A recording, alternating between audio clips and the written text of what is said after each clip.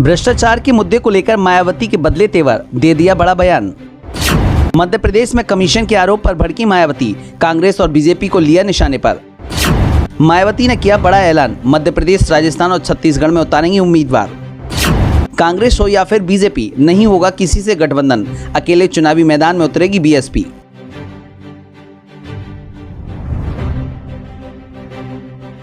मध्य प्रदेश में 50% कमीशनखोरी को लेकर बीजेपी और कांग्रेस में मचे घमासान के बीच बहुजन समाज पार्टी की नेता मायावती का बड़ा बयान सामने आया है।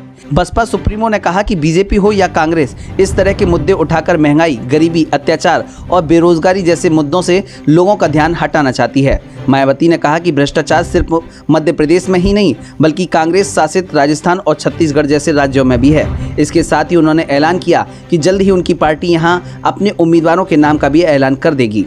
दरअसल कांग्रेस नेता प्रियंका गांधी ने एक चिट्ठी का हवाला देते हुए शिवराज सिंह सरकार पर 50% कमीशन का आरोप लगाया था, जिसके बाद राज्य के 41 जिलों में उनके खिलाफ एफआईआर दर्ज हो गई।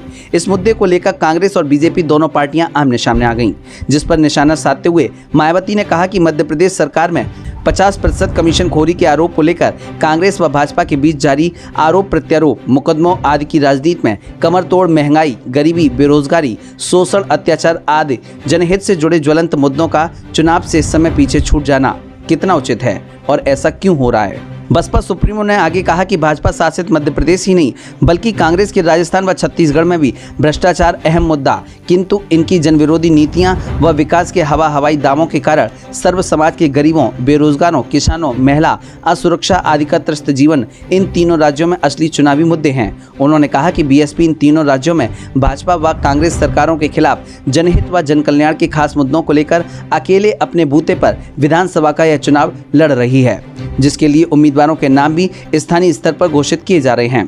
पार्टी को भरोसा है कि वह अच्छा रिजल्ट भी हासिल करेगी। मायावती ने पहले ही ऐलान किया कि वो कांग्रेस या फिर बीजेपी किसी के साथ गठबंधन नहीं करेगी और तीनों राज्यों में अकेले चुनावी मैदान में उतरेगी। वहीं पिछले दिनों भोपाल में प्रदर्शन के दौरान बसपा सुप्रीमो के भतीजे आकाश आनंद ने कहा था कि चुनाव के बाद उनकी पार्टी सरकार में शामिल होकर अपने समाज की लड़ाई लड़ेगी। ब्यूरो रिपोर्ट, ATN समाचार।